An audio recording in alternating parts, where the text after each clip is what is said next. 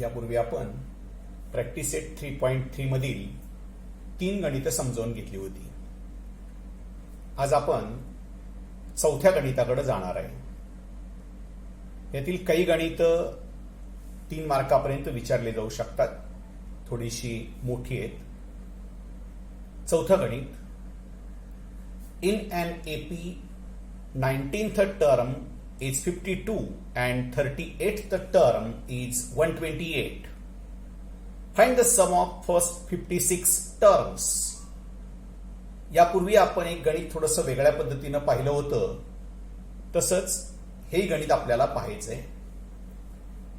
Bye given information T19 is equal to 52 and T38 is equal to 128.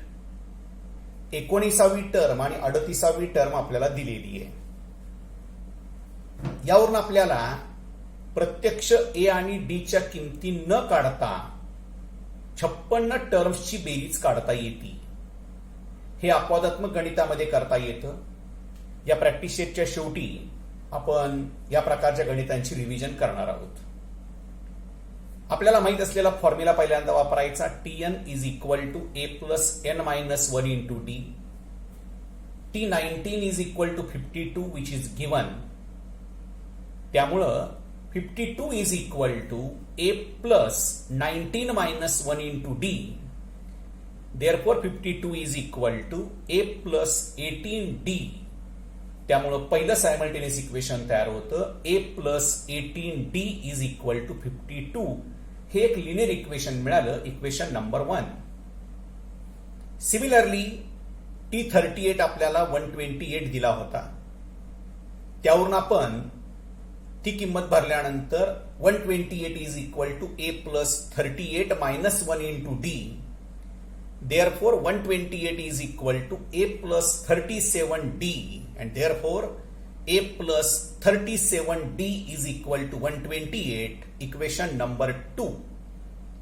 या दोन्ही equation वरून आपल्याला a आणि d च्या किमती काढता येतात आणि त्यावरून S56 काढता येतो. पण या गणितात तसं करावं लागत नाही.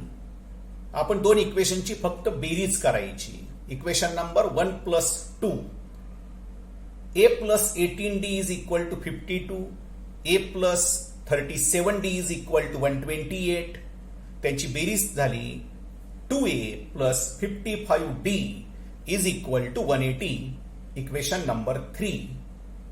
2a plus 55d चा आपण पुढे उपयोग करणार आहोत. आता आपल्याला माहित असलेला Sn चा formula, Sn is equal to n upon 2 in bracket 2a plus n minus 1 into d. आपल्याला 56 टर्म्सची बेरीज करायची आहे.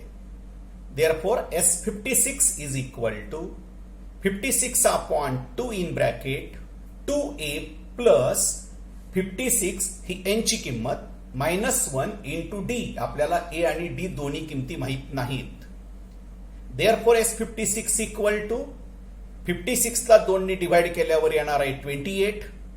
पुढे ब्रॅकेटमध्ये 2a plus 55d.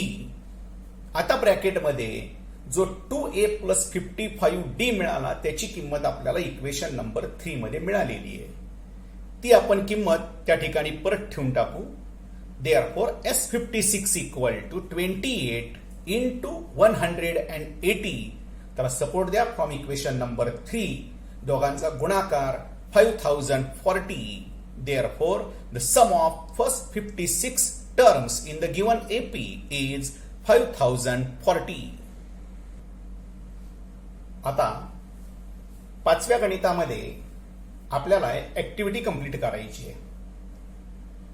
Complete the following activity to find the sum of natural numbers between 1 to 140. पुस्तकामध्ये बिटवीनच्या ऐवजी from शब्द आलाय, पण फ्रॉम मुळे उत्तर चुकतं, त्यामुळे आपण तिथं बिटवीन शब्द घेतलेला आहे. ऍक्टिव्हिटी मध्ये पहिल्यांदा आहे the natural numbers divisible by 4 between 1 to 140. 1 ते 140 मधील. त्या ठिकाणी एकही घेणार नाही आपण, 140ही घेणार नाही. 1 ला तर 4 नी भाग जातच नाही, 140 ला 4 नी भाग जातो, पण ती संख्या आपल्याला घेता येत नाही. त्यामुळे अरिथमेटिक प्रोग्रेशन तयार होणार 4 8 थोडक्यात 4 भाग जाणाऱ्या 1 ते 140 मधील संख्या. पुढं how many numbers, that is n is equal to रिकाम्या जागी क्वेश्चन मार्क असेल. खाली tn इज इक्वल टू 136. आता हे 136 आलं कुठून, तर वर जर बघितलं आपण अरिथमेटिक प्रोग्रेशन मध्ये 4 8 136 that is t1 is equal to 4, t2 is equal to 8, tn is equal to 136. 3.2 मध्ये आपण ज्याप्रमाणे काही प्रॉब्लेम सोडवले होते त्याप्रमाणे a ची किंमत 4 घ्यायची, common difference d, t2 minus t1, 8 minus 4, परत तो पण 4 येतो, आणि त्या किमती जर tnच्या फॉर्म्युल्यामध्ये ठेवल्या तर आपल्याला n ची किंमत काढण्यासाठी जे लागणार आहे ते खालच्या चौकटीत आपल्याला दिलेलं आहे.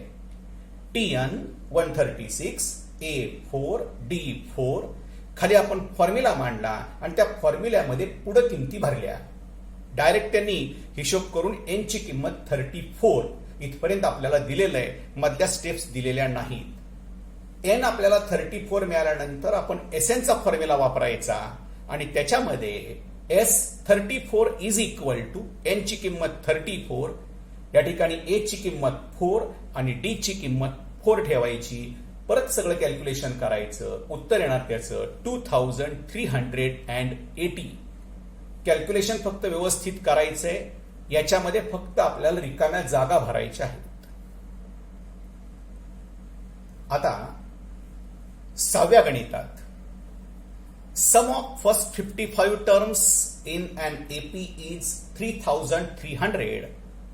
Find its 28th term. आपल्याला अरिथमेटिक प्रोग्रेशन मधील पहिल्या 55 टर्म्सची बेरीज दिली आहे आणि 28वी टर्म काढायची आहे. या ठिकाणी पुन्हा एकदा थोडा चौथ्या गणिताप्रमाणे भाग वेगळा येतो.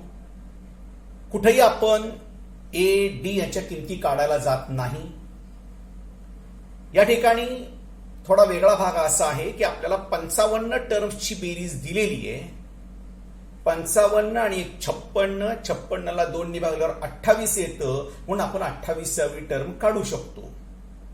पण जर 55 टर्मची बेरीज दिली आणि तुम्हाला 27वी टर्म काढायला सांगितली तर ती काढता येत नाही. या प्रकारे आपल्याला हे गणित पुढे जायचंय. S55 3300, T28 is equal to question mark.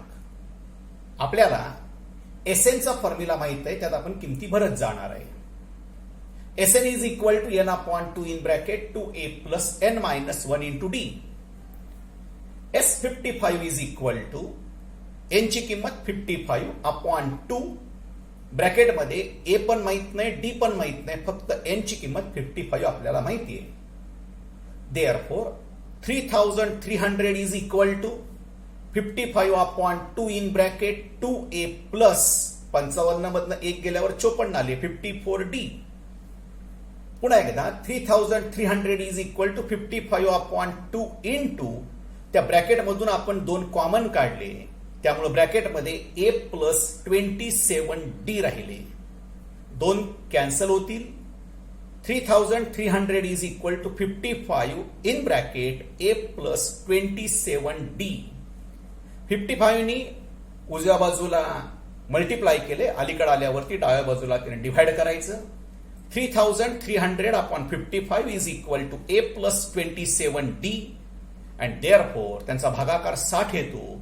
a plus 27d is equal to 60. ही किंमत आपण पुढे वापरणार आहोत, त्याला इक्वेशन नंबर 1 आपण दिलं. आता tn चा फॉर्म्युला वापरायचा, but tn is equal to a plus n minus 1 into d.